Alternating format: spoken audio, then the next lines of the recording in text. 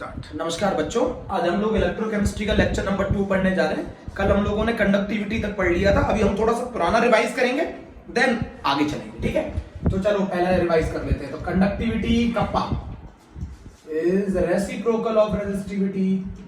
बिल्कुल सही से लिखना। Conductivity, resistivity, kappa is known as conductivity and it is the reciprocal of resistivity. अब रेजिस्टिविटी को ओपन कर दो। K is equals to 1 upon R L upon A। L upon A सब बच्चे जानते हैं, बहुत अच्छे से जानते हैं, cell constant.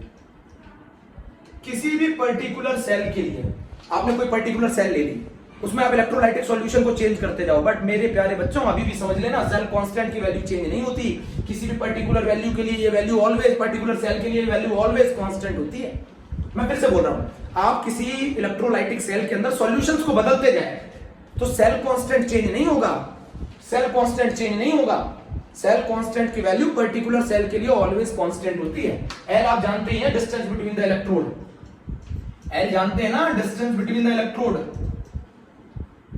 L is distance between electrode. Revise करा रहा हूं पुराना पहले तो। A is called area of cross section of the electrode. A is called area of cross section of the electrode. NCERT का एक क्वेश्चन है जिसमें वो बोलता है कि सिलेंड्रिकल इलेक्ट्रोड है। मैं अभी बता दूं आपको, कल भी बताया था मैंने बताया था आपको, सिलेंड्रिकल इलेक्ट्रोड बोलता है। Cylindrical electrode, area of cross section pi r square होगा बेटा। आर नहीं दे रखी है एनसीईआरटी के उस क्वेश्चन में, पाई डी स्क्वायर बाय 4 होगा। डी डायमीटर है, L is the distance between the electrode है, A is called area of cross section of the electrode है। Cylindrical electrode अगर होगा तो एरिया पाई आर स्क्वायर होगा, A is equals to pi d square by 4। Conductivity, तो conductivity को आप ऐसे भी लिख सकते हो मेरे बच्चों, सेल कांस्टेंट अपॉन रेजिस्टेंस। बोलो बच्चों, कंडक्टिविटी इसको हम ऐसे भी लिख सकते हैं, सेल कांस्टेंट इनटू कंडक्टेंस। एक एक चीज लिख लेना मैं जो बता रहा हूं। Cell constant into conductance, cell constant upon resistance, 1 upon R L upon A। बेटा अगर लेंथ दे रखी हो, एरिया दे रखा हो, तो आप कंडक्टिविटी ऐसे निकालेंगे। कंडक्टिविटी की जो यूनिट है ना बेटा, वो साइमन पर सेंटीमीटर है मेरे प्यारे बच्चों। कंडक्टिविटी की जो यूनिट है वो साइमन पर सेंटीमीटर है। अरे कैसे, वही बता दो, सेल कांस्टेंट की यूनिट सेंटीमीटर इनवर्स है, 1 अपॉन रेजिस्टेंस की यूनिट साइमन है, कंडक्टेंस की यूनिट साइमन होती है ना, और सेल कांस्टेंट की यूनिट जो है वो पर सेंटीमीटर होती है। कंडक्टेंस की यूनिट साइमन होती है, सेल कांस्टेंट की यूनिट पर सेंटीमीटर होती है, तो साइमन पर सेंटीमीटर है। आप लोगों ने ये पूरे फॉर्मूले लिख लिए। मैं एक चीज बताना चाहूंगा, यहां पर लिखना, मेरी बात को ध्यान से सुनना। ये लिखा मैंने कप्पा। कप्पा बेटा ऑलवेज 1 सेंटीमीटर क्यूब वॉल्यूम के लिए डिफाइन होता है। Kappa always 1 centimetre cube volume के लिए डिफाइन होता है। Kappa is always defined for 1 centimetre cube. बेटा 1 सेंटीमीटर क्यूब को आप 1 ml भी लिख सकते हैं। कप्पा जो है ना, कंडक्टिविटी वो ऑलवेज 1 सेंटीमीटर क्यूब के लिए डिफाइन होती है, या फिर 1 ml के लिए डिफाइन होती है। अब मैं आपको बता दूं, कंडक्टिविटी के ऊपर सारी चीजें लिखना।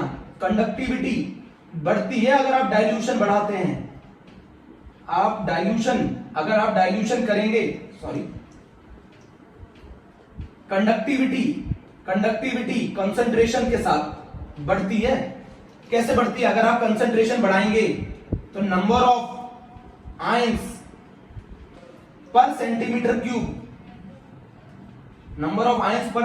क्यूब इंक्रीज कर जाएंगे। और अगर 1 सेंटीमीटर क्यूब में जितने नंबर ऑफ आयंस इंक्रीज करेंगे उतनी ज्यादा कंडक्टिविटी होगी। तो अगर कंसंट्रेशन बढ़ाते हैं तो कंडक्टिविटी बढ़ती है। क्यों बेटा? नंबर ऑफ आयंस पर सेंटीमीटर क्यूब इंक्रीज कर जाते हैं, जिसकी वजह से कप्पा इंक्रीज कर जाता है। तो कप्पा कंसंट्रेशन बढ़ाने पर इंक्रीज करता है। कंडक्टिविटी जो होती है वो डाइल्यूशन के साथ घट जाती है। डाइल्यूशन करने पर कंडक्टिविटी कम हो जाती है। आपको आंसर अच्छी तरह मालूम है। नंबर ऑफ आयंस पर सेंटीमीटर क्यूब डिक्रीज कर जाते हैं। बेटा वॉल्यूम बढ़ेगा तो नंबर ऑफ आयंस पर सेंटीमीटर क्यूब डिक्रीज कर जाएंगे। तो अगर आप नंबर ऑफ आयंस यहां पर लिख, कंडक्टिविटी नंबर ऑफ आयंस पर सेंटीमीटर क्यूब पे डिपेंड करती है। तो अगर कंसंट्रेशन बढ़ा देते हो तो नंबर ऑफ आयंस पर सेंटीमीटर क्यूब बढ़ जाते हैं, और अगर डाइल्यूशन कर देते हो तो नंबर ऑफ आयंस पर सेंटीमीटर क्यूब कम हो जाते हैं। तो कंडक्टिविटी घट जाती है डाइल्यूशन करने पर। अब जरा सुनो मेरी बात बहुत ध्यान से, मेरी बात यहां तक क्लियर होगी। मैंने आपको बताया था इसको मेजर कैसे किया जाता है। कल भी बच्चों ने, बहुत सारे बच्चे ये क्वेश्चन पूछ रहे कि सर हम डीसी कंडक्टिविटी को मेजर करते वक्त अब डीसी यूज नहीं कर सकते। बताता हूं कैसे। मान लीजिए ये आपका इलेक्ट्रोड्स है, ये आपके इलेक्ट्रोड्स है, ये आपका प्लस चार्ज है और ये आपका माइनस चार्ज। अगर आपने डीसी यूज कर दिया तो ये प्लस हो जाएगा, ये माइनस हो जाएगा। तो आपके कैटायन और एनायन यहां जाकर डिस्चार्ज होने लग जाएंगे, और अगर कैटायन और एनायन यहां जाकर डिस्चार्ज हो गए तो कंपोजिशन चेंज हो जाएगी। Composition of ions in solution changes. Composition अगर चेंज होगी तो कंडक्टिविटी लगातार चेंज होगी। भाई अगर आपने इसे प्लस ले लिया, इसे माइनस ले लिया, डीसी सप्लाई लगा दी, तो कैटायन और एनायन जाकर इन इलेक्ट्रोड पे डिस्चार्ज हो जाएंगे। कैटायन और एनायन अगर डिस्चार्ज होंगे तो आयन सॉल्यूशन में से कम होंगे ना, और अगर आयन सॉल्यूशन में से कम होंगे तो कंपोजिशन सॉल्यूशन की चेंज होगी ना। तो हम नहीं चाहते कि सॉल्यूशन की कंपोजिशन चेंज हो जाए ड्यूरिंग द, है ना, हम जब कंडक्टिविटी मेजर करें तो उस दौरान हमारी सॉल्यूशन की कंपोजिशन चेंज नहीं होनी चाहिए। तो हम क्या करते हैं, उसके लिए हम यूज करते हैं एसी। एसी कैसे, यहां पर प्लस है, मान लो हमारा माइनस चार्ज यहां पे जाएगा, तब तक ये माइनस हो जाएगा। फ्लक्चुएट होता रहता है ना, प्लस माइनस में कन्वर्ट होता रहता है। तो हमारा माइनस यहाँ पे जाएगा डिस्चार्ज होने, तो ये फ्लक्चुएट होकर चेंज हो जाएगा माइनस में, फिर प्लस में, फिर माइनस में, फिर प्लस में, माइनस में। इसी तरीके से ये माइनस, ये प्लस में, ये माइनस, ये प्लस में। तो हमारे आयंस वहां जाके डिस्चार्ज नहीं होंगे, और अगर हमारे आयंस वहां जाके डिस्चार्ज नहीं होंगे, हमारे आयंस जाके डिस्चार्ज नहीं होंगे तो कंपोजिशन सॉल्यूशन की चेंज नहीं होगी। प्यारे बच्चों, बहुत इंपॉर्टेंट क्वेश्चन है। हम कंडक्टिविटी को मेजर करते वक्त कभी भी डीसी सप्लाई यूज नहीं करते। क्लियर कर लो। अब सुनो, आपको मैंने कल बताया था कंडक्टिविटी कैसे। मैंने एक यहां सुन लो, व्हीट स्टोन ब्रिज की मदद से, बेटा व्हीट स्टोन ब्रिज की मदद से आपने क्या पता कर लिया, इलेक्ट्रोलाइटिक सॉल्यूशन का रेजिस्टेंस पता कर लिया। कैसे, R1 अपॉन R2। मान लो मेरी कंडक्टिविटी सेल का रेजिस्टेंस R3 है, तो मैं व्हीट स्टोन ब्रिज की मदद से रेजिस्टेंस R3 पता कर लूंगा ना। मैंने रेजिस्टेंस पता कर लिया। बोलो, मैं सिर्फ हिंट बता रहा हूं। व्हीट स्टोन ब्रिज की मदद से आपने रेजिस्टेंस पता कर लिया उस इलेक्ट्रोलाइटिक सॉल्यूशन का, और उसकी मदद से आपने कंडक्टिविटी निकाल ली। कैसे, कंडक्टिविटी होगी cell constant upon resistance. Resistance आपने निकाल लिया व्हीट स्टोन ब्रिज की मदद से, सेल कांस्टेंट आपको मालूम है भाई, particular distance between the electrodes आपको मालूम है, area of cross section of the electrode मालूम है, तो आप उस इलेक्ट्रोलाइटिक सॉल्यूशन की कंडक्टिविटी निकाल लोगे। आप उस इलेक्ट्रोलाइटिक सॉल्यूशन की कंडक्टिविटी निकाल लोगे। मेरी बात समझ रहे हो? उस इलेक्ट्रोलाइटिक सॉल्यूशन की कंडक्टिविटी कैसे निकाली आपने व्हीट स्टोन ब्रिज की मदद से रेजिस्टेंस निकाला, सेल कांस्टेंट आपको मालूम था, आप कंडक्टिविटी निकाल दोगे। Conductivity kappa is always defined for 1 centimetre cube. प्यारे बच्चों, 1 सेंटीमीटर क्यूब में अगर नंबर ऑफ आयंस बढ़ गए तो कंडक्टिविटी बढ़ जाएगी, अगर number of ions 1 centimetre cube में घट गए तो कंडक्टिविटी घट जाएगी। तो 1 सेंटीमीटर क्यूब में नंबर ऑफ आयंस कैसे कम हो सकते हैं, अगर हम डाइल्यूशन कर देंगे। डाइल्यूशन करने पे वॉल्यूम बढ़ जाता है, तो number of ions 1 centimetre cube के अंदर कम हो जाएंगे, और अगर number of ions 1 centimetre cube में कम हो गए तो कंडक्टिविटी कम हो जाएगी। अब जरा मेजर कर लीजिए, जल्दी से पता कर लीजिए। मान लीजिए अगर मैं 2 इलेक्ट्रोलाइटिक सॉल्यूशन ले लूं, एक सेल के अंदर अगर मैं 2 इलेक्ट्रोलाइटिक सॉल्यूशन ले लूं, न्यूमेरिकल में बहुत यूज होगा। अगर मैं 2 इलेक्ट्रोलाइटिक सॉल्यूशन ले लूं, 2 इलेक्ट्रोलाइटिक सॉल्यूशन, और बेटा दोनों का रेजिस्टेंस अलग अलग है, सीधी सी बात है, अलग अलग होगा 2 इलेक्ट्रोलाइटिक सॉल्यूशन। अगर मैं एक सेल के अंदर पहले मैंने कोई और सॉल्यूशन भरा, बाद में मैंने दूसरा सॉल्यूशन भर दिया, तो उनका कंडक्टिविटी का जो रेशियो होगा K1 अपॉन K2 वो होगा बेटा सेल कांस्टेंट। मेरी बात सुनिएगा, सेल कांस्टेंट अपॉन R1, मेरी बात सुनिएगा, वो होगा सेल कांस्टेंट अपॉन R2।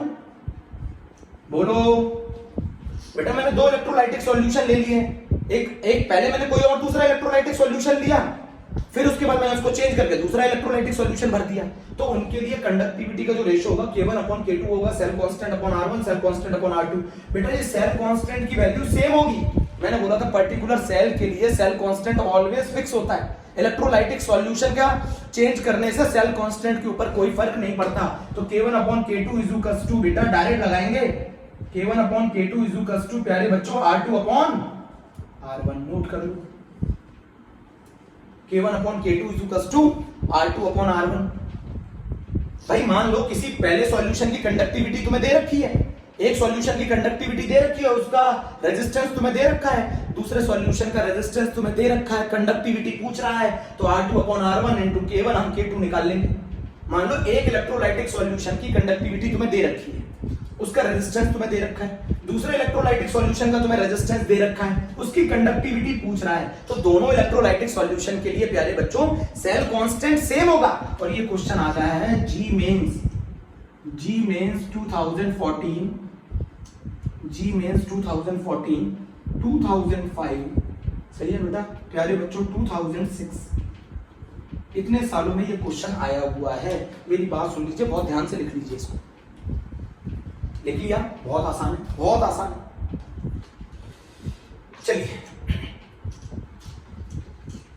बेटा अगर कॉमन सी बात है, अगर मैं दो इलेक्ट्रोलाइटिक सॉल्यूशन ले लूं, एक इलेक्ट्रोलाइटिक सॉल्यूशन के लिए मुझे कंडक्टिविटी मालूम है, तो मैं दूसरे इलेक्ट्रोलाइटिक सॉल्यूशन के लिए कंडक्टिविटी निकाल सकता हूं, क्योंकि दोनों सॉल्यूशन के लिए सेल कांस्टेंट सेम होगा। अब तो हाँ कर दो भैया, आ गया समझ में, सेल कांस्टेंट दोनों के लिए क्या होगा, सेम होगा। आज हम जो पढ़ने जा रहे हैं बेटा वो बहुत इंपॉर्टेंट टर्म है, और वो टर्म है मोलर कंडक्टेंस। मोलर कंडक्टेंस बहुत आसान है, बहुत आसान से समझाऊंगा। मोलर कंडक्टेंस कह लो या फिर मोलर कंडक्टिविटी कह लो, मोलर कंडक्टेंस कह लो या फिर मोलर कंडक्टिविटी कह लो। इसको हम लोग लिखते हैं लैम्डा एम, जैसे lambda M is known as the molar conductance और मोलर कंडक्टेंस। बेटा ये बताओ, हर समय हमारे लिए ये तो पॉसिबल है नहीं कि हम वॉल्यूम को 1 सेंटीमीटर क्यूब में कंडक्टेंस मेजर कर पाए। भाई हम कंसंट्रेशन लगातार बदल रहे हैं, तो कंसंट्रेशन लगातार बदलेंगे। मान लो कभी हमने वॉल्यूम 500 ml ले लिया, कभी हमने 200 ml ले लिया, कभी हमने 1000 ml ले लिया, हम लगातार कंसंट्रेशन को चेंज कर रहे हैं। कंसंट्रेशन अगर हम चेंज करेंगे लगातार इलेक्ट्रोलाइट का, तो हमारे लिए पॉसिबल नहीं कि ऑलवेज हम 1 सेंटीमीटर क्यूब के लिए मेजर कर पाए।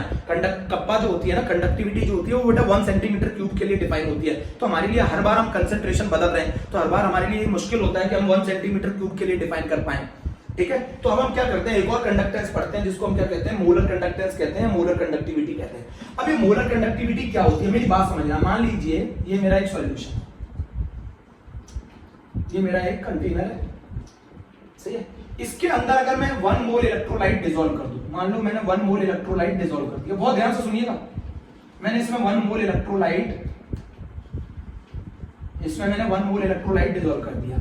इसका वॉल्यूम 20 सेंटीमीटर क्यूब है, ये 20 सेंटीमीटर क्यूब है। अगर मैं 1 मोल इलेक्ट्रोलाइट 20 सेंटीमीटर क्यूब या फिर 20 ml भी ले सकते हैं, अगर मैं 1 मोल इलेक्ट्रोलाइट को किसी भी सर्टेन वॉल्यूम 20 सेंटीमीटर क्यूब में डिसॉल्व कर दूं, अगर मैं 1 मोल इलेक्ट्रोलाइट को किसी भी सर्टेन वॉल्यूम 20 सेंटीमीटर क्यूब में डिसॉल्व कर दूं, 1 मोल इलेक्ट्रोलाइट लिया मैंने, उससे एक सर्टेन वॉल्यूम, वो वॉल्यूम कुछ भी हो सकता है, मैंने एक जर्नल बोला है 20 सेंटीमीटर क्यूब, 1 मोल इलेक्ट्रोलाइट को 20 सेंटीमीटर क्यूब वॉल्यूम में आप डिसॉल्व कर दो। वो 1 मोल इलेक्ट्रोलाइट जितने आयंस प्रोड्यूस करेगा, वो जितने आयंस प्रोड्यूस करेगा, नंबर ऑफ आयंस प्रोड्यूस्ड, वो जितने आयंस प्रोड्यूस करेगा उनका टोटल कंडक्टेंस मोलर कंडक्टिविटी कहलाएगा। उनका टोटल कंडक्टेंस मोलर कंडक्टिविटी कहलाएगा। मेरी समझने की बात को समझो बच्चों, मैं क्या कर रहा हूं। अगर मैं 1 मोल इलेक्ट्रोलाइट किसी भी 20 सेंटीमीटर क्यूब वॉल्यूम में डिसॉल्व कर दूं, तो वो जितने आयंस प्रोड्यूस करेगा उन सभी आयंस का जो टोटल कंडक्टेंस होगा वो मोलर कंडक्टिविटी कहलाता है।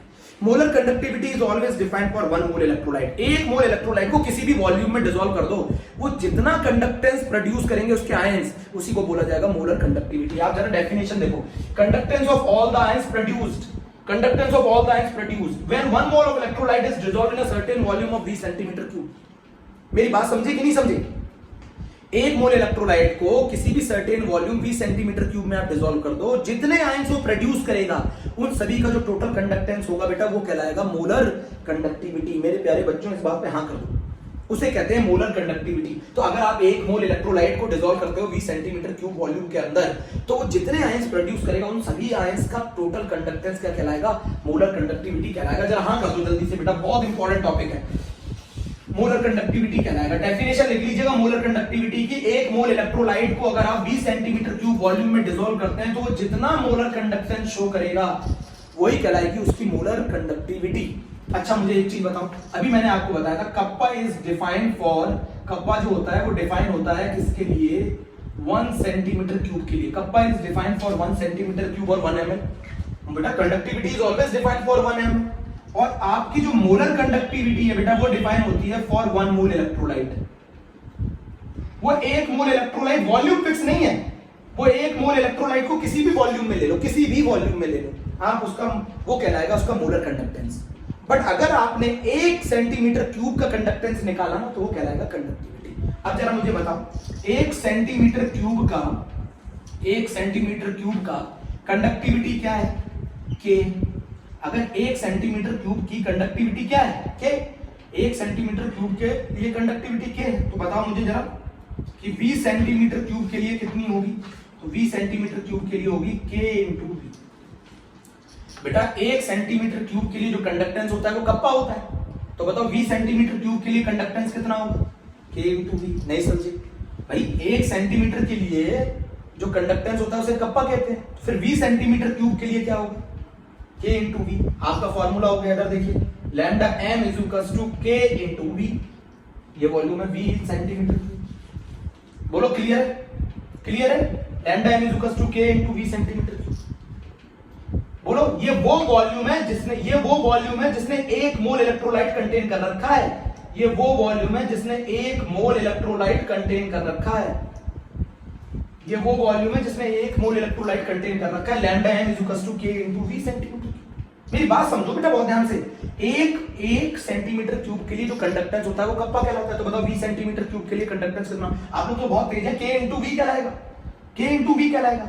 मैं आपसे क्या पूछ रहा हूं, लैम्डा m मुझे डिफाइन करना है। Molar conductivity is equals to K into V centimetre cube. ये वो वॉल्यूम है जिसने 1 मोल इलेक्ट्रोलाइट कंटेन कर रखा है। बेटा ये वो वॉल्यूम है जिसने 1 मोल इलेक्ट्रोलाइट कंटेन कर रखा है। अब जरा बताओ, अब ये बताओ मुझे, मोलैरिटी बराबर क्या होती है? Number of moles upon volume in litre. Number of moles upon volume in litre.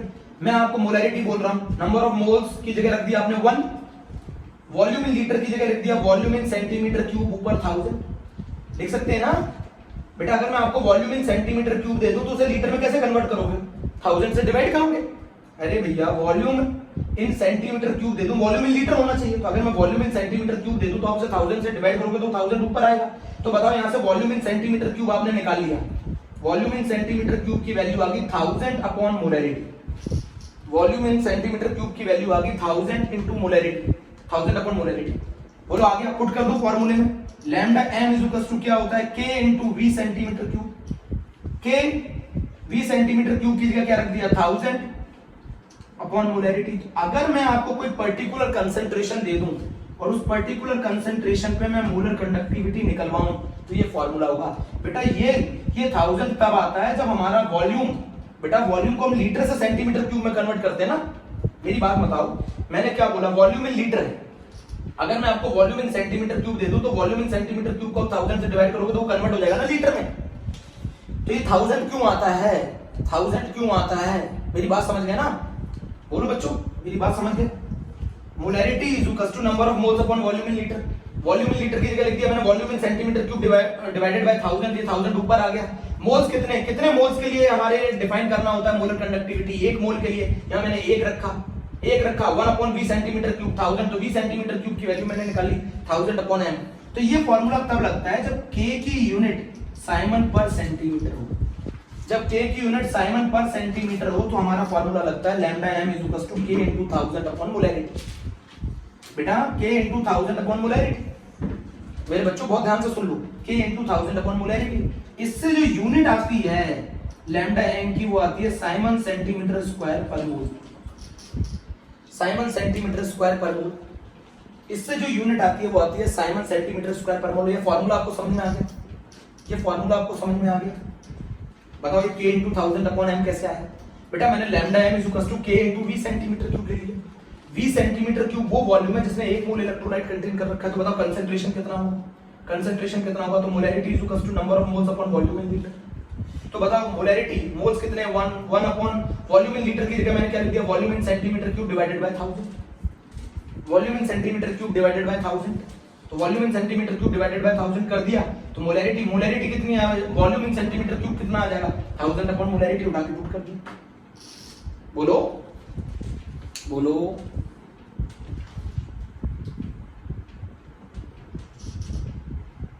जल्दी करो।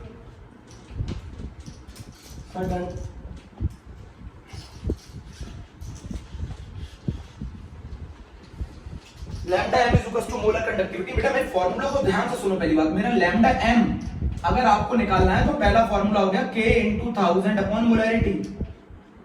K किसमें होगा प्यारे बच्चों? K होगा साइमन के साइमन पर सेंटीमीटर।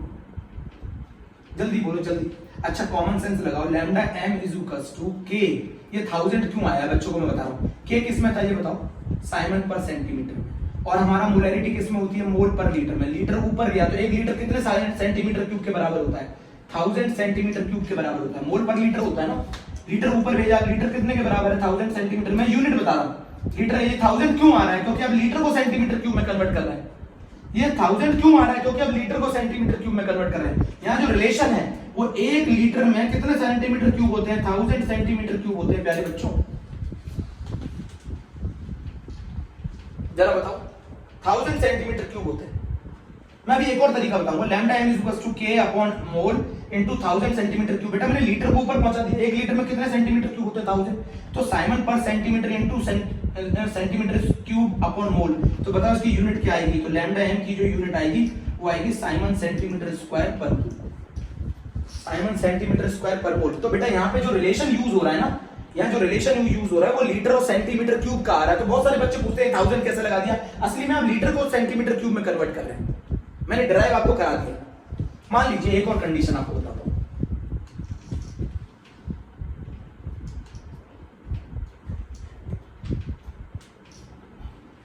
ये मेरा एक और तरीका है। आप इसको ऐसे भी लिखना चाहे तो एक और तरीके से मैं बता रहा हूं आपको मेथड। आप इस पहले फॉर्मूले को कर लीजिए, यूनिट को कर लीजिए, बहुत ध्यान से कर लीजिए।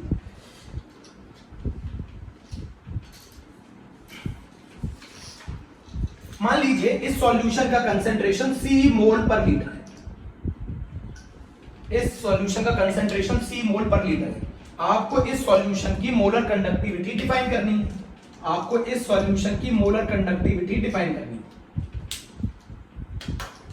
बोलो जरा, आपको इस सॉल्यूशन की कंडक्टिविटी डिफाइन करनी है। मेरी बात सुन रहे हैं ना, C मोल पर लीटर कह सकते हैं, M मोल पर लीटर कह सकते हैं, मोलैरिटी। मैंने आपको फॉर्मूला बताया lambda M is equals to K into 1000 upon molarity. ये फॉर्मूला होता है जब के किसमें होगा, साइमन पर सेंटीमीटर। तो बेटा यहां पर क्या आएगा, मोल पर लीटर होता है ना, तो लीटर ऊपर गया तो लीटर और सेंटीमीटर क्यूब में क्या रिलेशन है, 1 लीटर बराबर 1000 सेंटीमीटर क्यूब। बोलो 1 लीटर बराबर 1000 सेंटीमीटर क्यूब।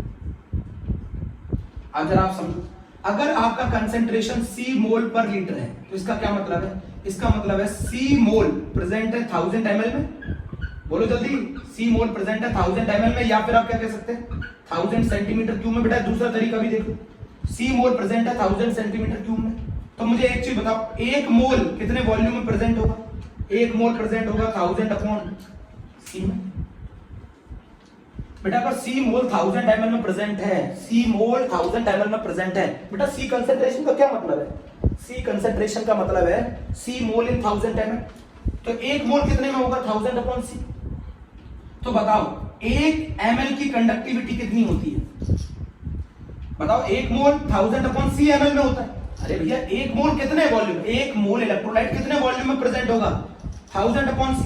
तो 1 ml की कंडक्टिविटी K, तो फिर 1000 अपॉन C की ml की कंडक्टिविटी कितनी होगी, K इंटू 1000 अपॉन C। बता तो रहा था यही फॉर्मूला। तो इसी चीज को मैं ऐसे भी तो लिख सकता हूं, K इंटू 1000 अपॉन मोलैरिटी। आपको जो तरीका पसंद हो वो करना। मैंने बोला इस इलेक्ट्रोलाइटिक सॉल्यूशन का कंसेंट्रेशन C मोल पर लीटर है। आपको मालूम है मोलर कंडक्टिविटी डिफाइन होती है 1 मोल के लिए, तो C मोल पर लीटर है, तो इसका मतलब है C मोल 1 लीटर में, और C मोल अगर 1 लीटर में है तो 1 मोल कितने ml में, 1 C मोल 1 लीटर में, तो इसका मतलब C मोल 1000 ml में, तो 1 मोल कितने में, 1000 by C ml में। तो 1 ml की कंडक्टिविटी कब पा होती है, 1 ml कह लो, 1 सेंटीमीटर क्यूब कह लो, 1 ml की कंडक्टिविटी कब पा होती है। तो फिर 1000 by C ml की कंडक्टिविटी कितनी होगी, ये 1000 by C ml वो वॉल्यूम है जिसने क्या कंटेन कर रखा है, 1 मोल इलेक्ट्रोलाइट कंटेन कर रखा है। बेटा ये दूसरा तरीका है, आप ऐसे भी कर सकते हैं। मैंने एक और तरीका बताया था, हमारा मोलर कंडक्टिविटी क्या होती है, K into V centimetre cube. ये वो V सेंटीमीटर क्यूब वॉल्यूम है जिसने 1 मोल इलेक्ट्रोलाइट कंटेन कर रखा है। तो जरा मुझे बताओ, तो मोलैरिटी क्या होती है, मोलैरिटी होती है number of moles upon volume in centimetre cube divided by 1000। ये 1000 ऊपर आ गया, मोल्स कितने कितना, ये कौन सा वॉल्यूम है जिस वॉल्यूम ने 1 मोल इलेक्ट्रोलाइट कंटेन कर रखा है, तो मोल कितने हो गए 1 upon V in centimetre cube into 1000। बोलो इज इक्वल्स टू मोलैरिटी। तो बताओ वॉल्यूम इन सेंटीमीटर क्यूब कितना आ गया, वो आ गया 1000 अपॉन m। तो ये 1000 क्यों आया, क्योंकि आपने लीटर को सेंटीमीटर क्यूब में कन्वर्ट किया। 1000 1000 अपॉन m आ गया, तो बताओ हमारा लैम्डा m कितना होगा? लैम्डा m होगा k इंटू 1000 अपॉन मोलैरिटी। मेरी बात सुन लो, तो आपको मैं बता रहा था ये k जब साइमन पर सेंटीमीटर में होगा, तो आपको मैं इस फॉर्मूले से बता रहा हूँ, आपको कन्वर्ट दिक्कत नहीं आएगी। मोलैरिटी का मतलब क्या होता है? मोल पर लीटर। ये लीटर ऊपर पहुंचा, लीटर किसके बराबर होगा? 1000 सेंटीमीटर क्यूब के, तो साइमन सेंटीमीटर स्क्वायर पर मोल आ गया। अब भैया इससे ज्यादा मेरे को तरीके मालूम नहीं है, आपको अभी भी समझ में नहीं आया तो मैंने पूरा ट्राई किया है। आप इस कंसेप्ट को समझ लीजिए। फिर बेटा एक मोल इलेक्ट्रोलाइट जितने भी वॉल्यूम में प्रेजेंट होगा, उस एक मोल इलेक्ट्रोलाइट के द्वारा जितने भी आयंस प्रोड्यूस किए जाएंगे, उनका टोटल कंडक्टेंस मोलर कंडक्टिविटी कहलाता है। तो molar conductivity is always defined for 1 mole of electrolyte. इसमें बेटा वॉल्यूम फिक्स नहीं होता, एक मोल इलेक्ट्रोलाइट जितने वॉल्यूम में प्रेजेंट होगा, उसके द्वारा जो टोटल कंडक्टेंस आएगा, उसको उसकी मोलर कंडक्टिविटी बोला जाता है। बेटा मैं आईआईटी का एक कंसेप्ट बता रहा हूँ, एनसीईआरटी का क्वेश्चन है, एनसीईआरटी का क्वेश्चन है, मेरा कंसेप्ट समझो, एनसीईआरटी का क्वेश्चन भी है, बहुत ध्यान से समझो बच्चों।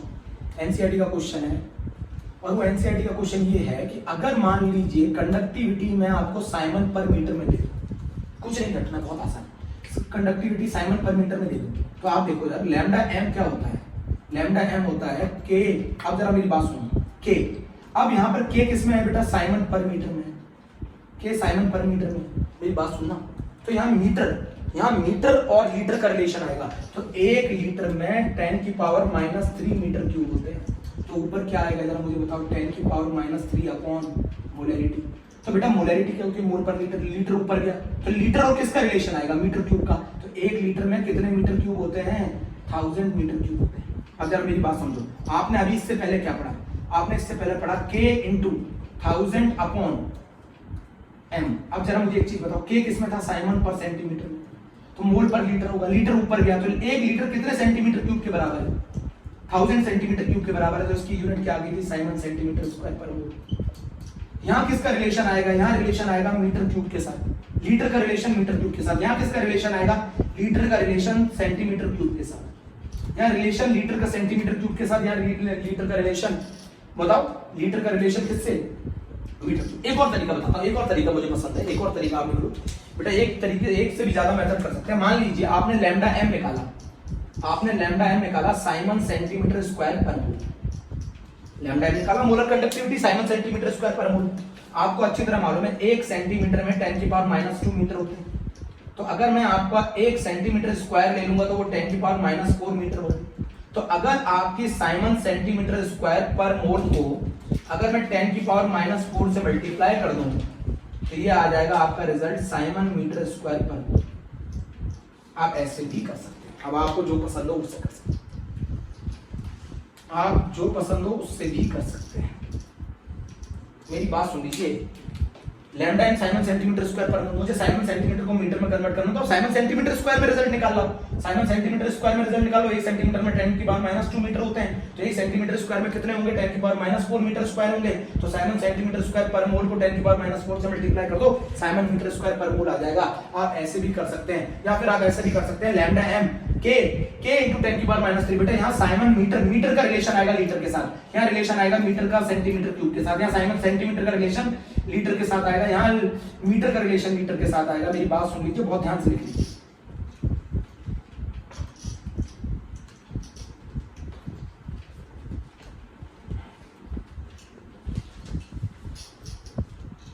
तो अब जरा मेरी बात सुनिए, एक और कंडक्टिविटी होती है इक्विवेलेंट कंडक्टिविटी। एक और कंडक्टिविटी होती है प्यारे बच्चों equivalent conductivity. Equivalent conductivity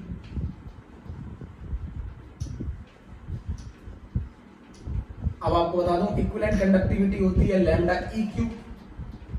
lambda E Q से रिप्रेजेंट की जाती है।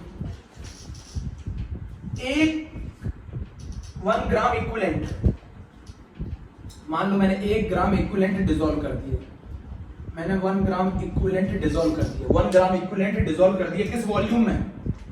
20 सेंटीमीटर क्यूब वॉल्यूम में, या फिर 20 ml में।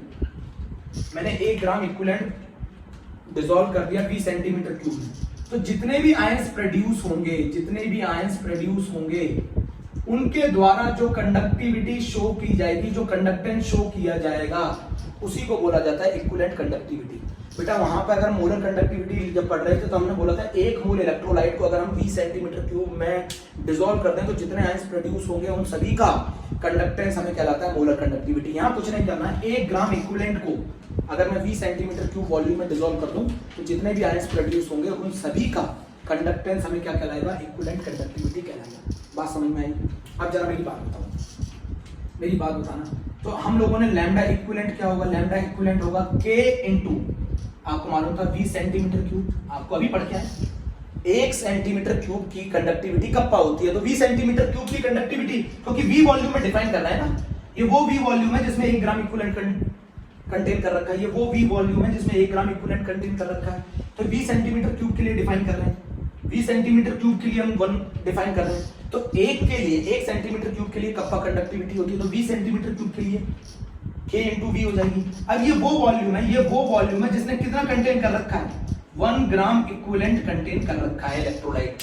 ये वो वॉल्यूम है जिसने 1 ग्राम इक्विवेलेंट इलेक्ट्रोलाइट कंटेन कर रखा है। मेरी बात सुनिए बहुत ध्यान से, ये वो वॉल्यूम है जिसने 1 ग्राम इक्विवेलेंट कंटेन कर रखा है। तो बताइए नॉर्मेलिटी क्या होती है, नॉर्मेलिटी होती है number of gram equivalent upon volume in litre. Volume को अगर मैं सेंटीमीटर क्यूब में ले लूं तो नंबर ऑफ ग्राम इक्विवेलेंट, मेरी बात सुनिए बहुत ध्यान से, upon volume in centimetre cube, ऊपर क्या पहुंच जाएगा बेटा 1000।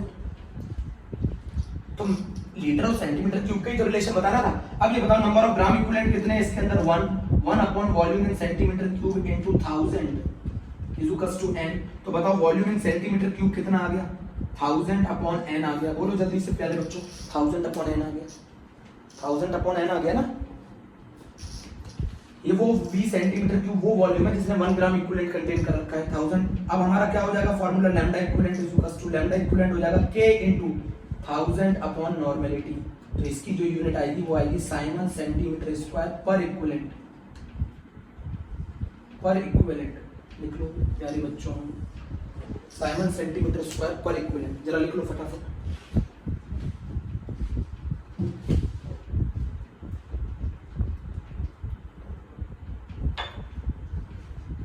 साइमन सेंटीमीटर स्क्वायर पर इक्विवेलेंट रफ कर दो बच्चों।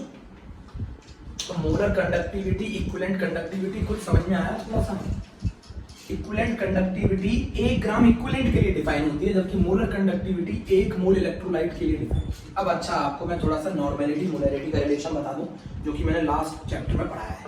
तो मैं आपको बता दूं नंबर ऑफ इक्विवेलेंट या नंबर ऑफ ग्राम इक्विवेलेंट, बात एक ही है।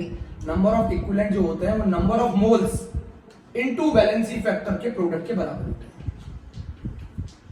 मेरी बात सुन लीजिए, नंबर ऑफ इक्विवेलेंट जो होते हैं वो number of moles into valency factor के बराबर होते हैं, एन फैक्टर भी बोलते हैं बच्चे, ठीक है। एक और सेकंड पॉइंट, जो नॉर्मेलिटी होती है वो होती है मोलैरिटी इनटू वैलेंसी फैक्टर। जो नॉर्मेलिटी होती है वो होती है molarity into valency factor. Normality जो होती है वो होती है मोलैरिटी इनटू वैलेंसी फैक्टर। मेरी बात सुन लीजिए, नॉर्मेलिटी जो होती है वो होती है मोलैरिटी इनटू वैलेंसी फैक्टर।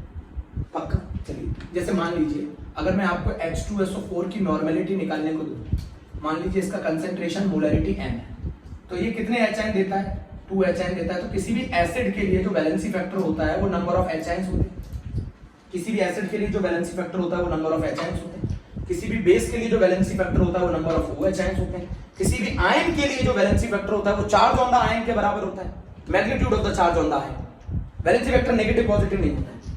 किसी भी एसिड के लिए जो वैलेंसी फैक्टर होता है नंबर ऑफ HNs के बराबर होता है। किसी भी बेस के लिए जो वैलेंसी फैक्टर होता है नंबर ऑफ OHNs के बराबर होती है। किसी भी आयन के लिए जो वैलेंसी फैक्टर होता है वो चार्ज ऑन द आयन के बराबर होता है। और किसी भी सॉल्ट के लिए जो वैलेंसी फैक्टर होता है वो टोटल कैटायन का चार्ज या फिर टोटल एनायन के चार्ज के बराबर। अभी सिखा रहा हूं। तो H2SO4 की मोलैरिटी m है, वो कितने, इसके वैलेंसी फैक्टर कितना हो गया 2। तो बताओ नॉर्मेलिटी कितनी होगी, 2 मोल। तो नंबर ऑफ इक्विवेलेंट क्या होते हैं, moles into valency factor. Normality क्या होती है, मोलैरिटी इनटू वैलेंसी फैक्टर। आपने इसको अच्छे से लिख लिया। मान लीजिए ये मेरा एक सॉल्ट है, मान लीजिए आपको ये भी सिखा दूं, AlCl3 है, इसको तोड़ो आप, Al+3+3Cl-। तो बताओ इसका वैलेंसी फैक्टर कितना होगा, ये सॉल्ट है। तो सॉल्ट में टोटल पॉजिटिव चार्ज है फिर टोटल नेगेटिव चार्ज, तो बताओ कितना होगा इसका वैलेंसी फैक्टर 3। आप बोलोगे सर मुझे Al2SO4 का बता दो, Al2SO4 को तोड़ो, 2Al+3+3SO4-2, अभी तोड़ना सिखा था पिछले चैप्टर में। तो बताओ इसका टोटल वैलेंसी फैक्टर कितना आ रहा है, टोटल वैलेंसी फैक्टर 6 आ रहा है। अगर मैं आपको कैल्शियम क्लोराइड दे दूं, बेटा इसमें टोटल पॉजिटिव चार्ज कितना है 6, इसमें टोटल नेगेटिव चार्ज कितना है 6, तो चार्ज के बराबर ही तो होता है वैलेंसी फैक्टर। कैल्शियम क्लोराइड दे दूं Ca+2+2Cl-, इसमें टोटल पॉजिटिव चार्ज किया तो वैलेंसी फैक्टर सॉल्ट का टोटल पॉजिटिव या टोटल नेगेटिव चार्ज के बराबर होता है। वैलेंसी फैक्टर किसी भी सॉल्ट में टोटल पॉजिटिव चार्ज या टोटल नेगेटिव चार्ज के बराबर होते हैं। अच्छा, अब जर्नल एक्सप्रेशन की बात करूं तो मैंने AX/BY ले लिया है, तो जरा इसको तोड़ो XAY प्लस YBX माइनस, तो बताओ इसमें टोटल पॉजिटिव चार्ज कितना होगा? टोटल पॉजिटिव चार्ज होगा XY, यही होगा वैलेंसी फैक्टर, यही होगा वैलेंसी फैक्टर, यही होगा वैलेंसी फैक्टर प्यारे बच्चों। अभी भी नहीं समझ में आया? वैलेंसी फैक्टर किसी एसिड के लिए जो वैलेंसी फैक्टर होता है वो नंबर ऑफ H के बराबर होता है, किसी बेस के लिए जो वैलेंसी फैक्टर होता है वो नंबर ऑफ OH के बराबर होता है। नॉर्मेलिटी और मोलैरिटी के बीच का रिलेशन आ गया, समझ में आ रहा है बेटा? आप जरा मेरी एक चीज सुनिए। अच्छा मुझे एक चीज बताओ, लैम्डा इक्विवेलेंट क्या होता है? लैम्डा इक्विवेलेंट क्या होता है बोलो आप बताओ, अभी पढ़ाया आपको। K × 1000 अपॉन नॉर्मेलिटी होता है। लैम्डा इक्विवेलेंट यही होता है ना, K × 1000 upon normality. Lambda equivalent is equals to K × 1000। Normality की जगह लिख सकता हूं मैं मोलैरिटी इनटू वैलेंसी फैक्टर, लिख सकता हूं मैं molarity into valency factor. Lambda equivalent को वैलेंसी फैक्टर इधर भेज दो, तो lambda equivalent into valency factor, तो ये क्या बच जाएगा? K × 1000 upon molarity. मोलैरिटी कह लो, कंसंट्रेशन कह लो, एक ही बात है। Lambda equivalent into valency factor equals to K × 1000 upon molarity. बताओ ये चीज क्या कहलाती है? ये मोलर कंडक्टिविटी कहलाती है। तो lambda equivalent into valency factor is equals to molar conductivity. बेटा बहुत इंपॉर्टेंट रिलेशन, बहुत इंपॉर्टेंट रिलेशन। तो आप लैम्डा इक्विवेलेंट क्या लिख सकते हैं? तो आप लैम्डा इक्विवेलेंट लिख सकते हैं molar conductance divided by valency. बहुत बहुत इंपॉर्टेंट है। और आपको मैंने सिखा रखा है सॉल्ट का वैलेंसी फैक्टर कैसे निकालें। तो ये बेटा हमारा लेक्चर नंबर 2 कंप्लीट हो चुका है। अगले टर्म पर हम लोग कोलार्स लॉ सीखेंगे। आपको आज का लेक्चर अच्छा लगा हो प्लीज, है ना? ओके, थैंक यू बच्चों, ध्यान से पढ़ना।